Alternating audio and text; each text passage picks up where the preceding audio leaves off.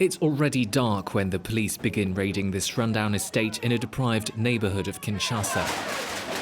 The aim of the operation to dismantle a squat occupied by consumers of Bombé, a cheap, highly toxic and addictive homemade drug obtained from mixing medicines such as the opioid tramadol with residue filtered through exhaust pipes.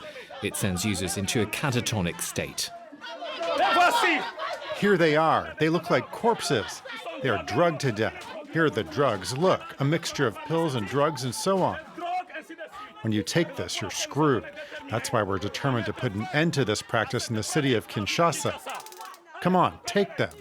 The police remove the squat's occupants one by one with tasers and batons. The use of force seems excessive. Under the influence of drugs, those arrested offer no resistance, but police officers proudly carry on their work in front of our camera. Outside, women and men are tied to one another and piled up on the ground. Neighbors have come to watch the scene. They say life in the area had turned into a nightmare because of the drug trade. They've invaded us.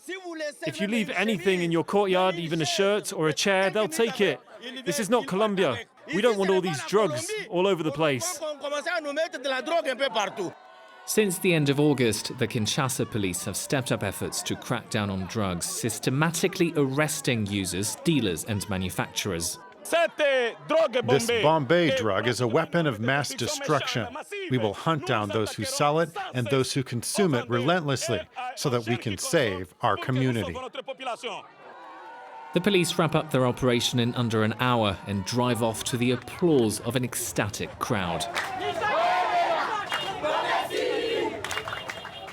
The recent craze for Bombé has not only rattled authorities. Videos of users wandering the streets half asleep in broad daylight have been shared widely on social media. This Bombé drug, we don't like it. It's a major problem. It's destroying our morals. They've been arresting a lot of people in the neighborhood lately, which is a very good thing. They should keep it up. When they send them to prison, it sends a warning to those who are still at large, and it may encourage them to stop. Not everyone agrees with this approach. Some organizations have been trying to help Bombé users.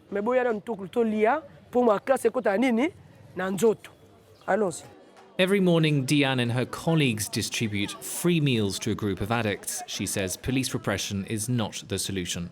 There have always been arrests, but they haven't stopped people from using drugs. You see it with your own eyes. These drug addicts are sick. They need medical care. They need treatment. Bombé users themselves recognize they need help, as well as protection from dealers who've been flooding the market with cheap drugs. If you want to stop on your own, you won't succeed. You'll have a seizure, you'll end up dying.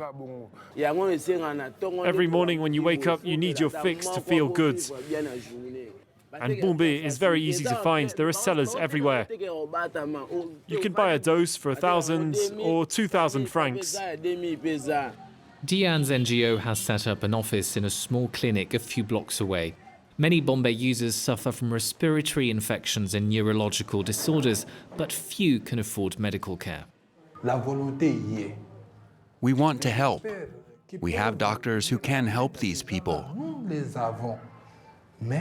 But the medicines are expensive and the treatments are long, up to 6 months, according to some experts.